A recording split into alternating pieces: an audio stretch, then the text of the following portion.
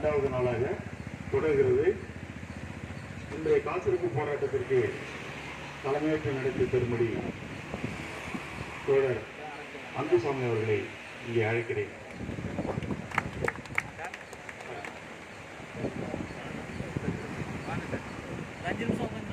தோழர் பாலசண்முகம், சேலம் வேளாண் துறை மாவட்ட ஆட்சித்தலைவர் அலுவலக பிரிவில் நண்பர் இங்கிருந்து டெபுடேஷன் சென்ற பாலசண்முகம் அவர்களை இன்றைய போராட்டத்திற்கு தலைமையேற்று நடத்தும்படி கேட்டுக்கொள்கிறேன். இன்றைக்கு இந்த காத்திருப்பு போராட்டத்திற்கு தலைமையேற்று இருக்கக்கூடிய தோழர்கள் அன்புசாமி மற்றும் பாலசண்முகம் இருவருக்கும் நம்முடைய அண்ணாமலை பல்கலைக்கழக சங்கங்களின் கூட்டமைப்பின் சார்பாக மனமார்ந்த வாழ்த்துக்களை தெரிவித்துக் கொள்கிறோம். கைத்தட்டி வாழ்த்துக்கள்.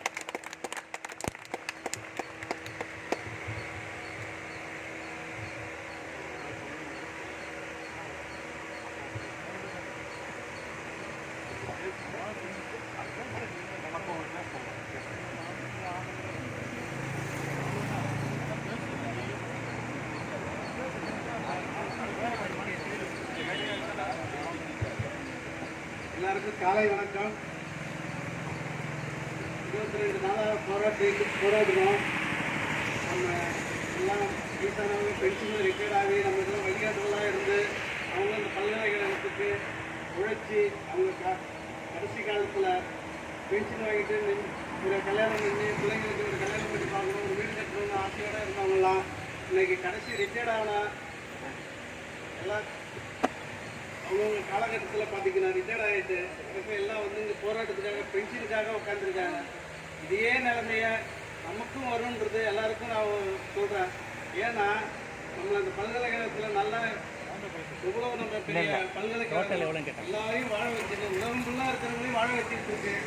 அப்படியாப்பட்ட பல்கலைக்கழகம் இன்னைக்கு நல்வடைஞ்சு இந்த மாதிரி ஒரு சூழ்நிலை இருக்குது. நம்மளையும் சரி டிஸ்டேஷன் எல்லாரையும் போங்க, உங்களை பாதுகாக்கிறதுக்காக ஒரு சேஃப்டியாக இருக்கும் அப்படின்னு சொன்னாங்க. முன்னாள் தலைவர் அவர் போராடி எல்லாரையும் அரசு அலுவலகத்துக்கு அனுப்பி வச்சாங்க. நாங்களும் அதை சிறப்பாக ஏற்று நல்ல பணியாக அப்படின்னு இருக்கோம். அங்கேயும் நல்ல ஒரு பேரோட நாங்கள் வேலை செய்யணும். எங்களுக்கு கிடைக்க வேண்டிய சலுகைகளெல்லாம் நாங்கள் வந்து கேட்குறோம் கவர்மெண்ட்டில். வேறு ஒன்றும் கிடையாது. நாங்கள் திருப்பி இங்கேயே வரோம் அப்படின்னா நான் சொல்லலை. எங்களுக்கு அங்கே உரிய பாதுகாப்பும் எங்களுக்கு அதுக்கான கவர்மெண்ட்டில் வாங்குற சலுகையும் எங்களுக்கு கேட்குறோம்.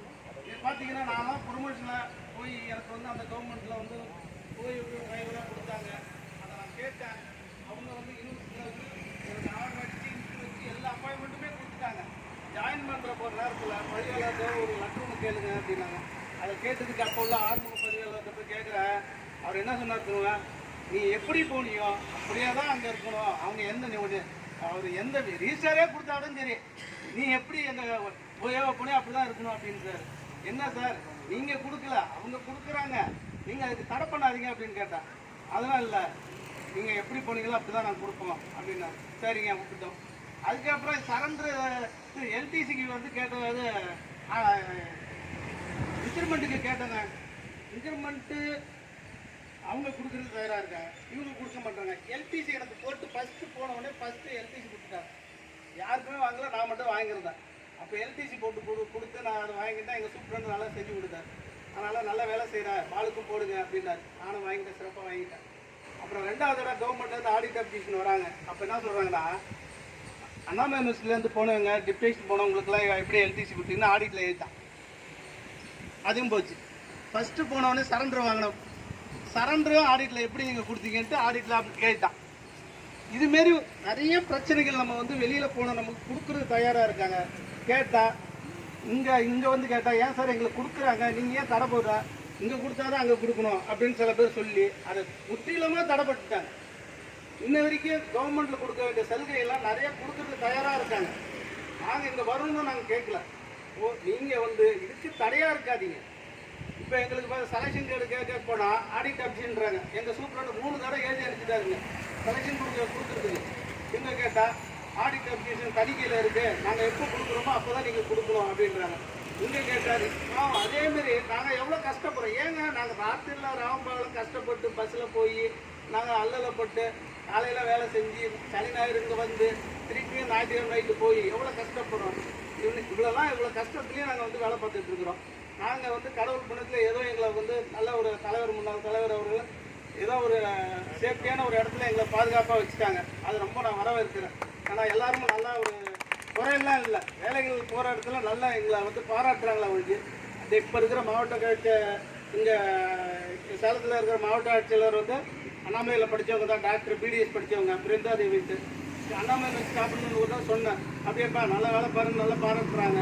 அந்த மாதிரி நாங்கள் நல்லா பாராட்டுலாம் வாங்கிக்குவோம். இருந்தாலும் இந்த பல்கலைக்கழகத்துக்கு இவ்வளோ பெரிய பல்கலைக்கழகத்தை இத்தனை நாளாக 22 நாளாக போராடுறாங்க. இந்த பதிவாளரும் சரி, இந்த துணைவேந்தரும் சரி, ஒரு வார்த்தை பேசி வாங்க உங்கள் கோரிக்கையில் என்ன இது நாங்கள் போய் பேசி இது முடிவு எடுக்கோம் அப்படின்னு.